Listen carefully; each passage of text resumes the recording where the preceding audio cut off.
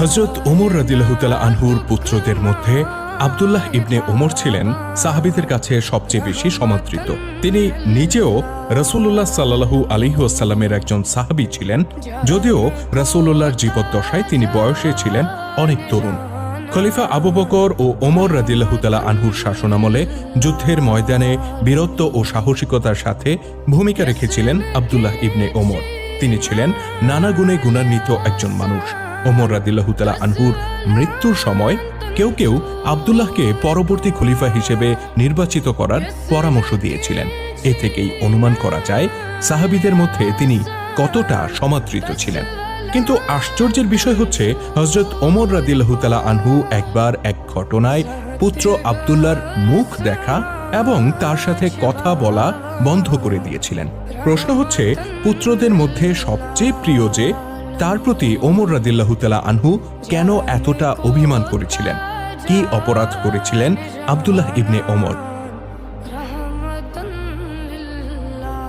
রাসূলুল্লাহ সাল্লাল্লাহু আলাইহি ওয়াসাল্লামের ওফাতের পর আবু বকর রাদিয়াল্লাহু তাআলা আনহু যখন খেলাফতের দায়িত্ব গ্রহণ করেন, তখন আরবের অধিকাংশ গোত্র ইসলামের বিরুদ্ধে বিদ্রোহ করে। এই সময় বেশ কয়েকজন ভণ্ড নবীর আবির্ভাব ঘটে। এদের মধ্যে একজন ছিল মুসাইলামা।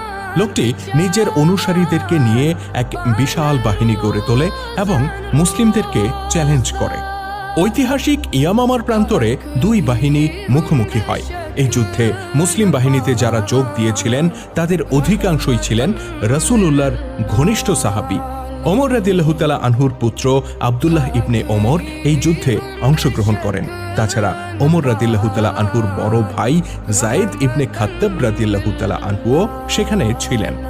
যুদ্ধে মুসলিম বাহিনীর সর্বাধিনায়ক ছিলেন হযরত খালিদ বিন ওয়ালিদ রাদিয়াল্লাহু তাআলা আনহু।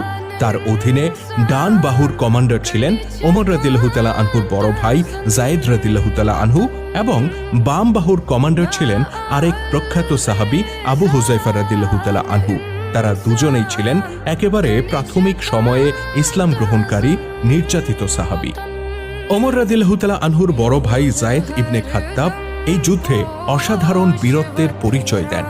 ইয়ামামায় যায়েদ বিন খাত্তাবের অংশগ্রহণের ব্যাপারে প্রখ্যাত ঐতিহাসিক লেফটেন্যান্ট জেনারেল এ.আই. আকরাম তার বইতে লিখেছেন, মুসলিম বাহিনীর ডান বাহুর কমান্ডার যায়েদ মোকাবেলা করেন প্রতিপক্ষের বাম বাহুর কমান্ডার দলতেগী রাজ্জালের।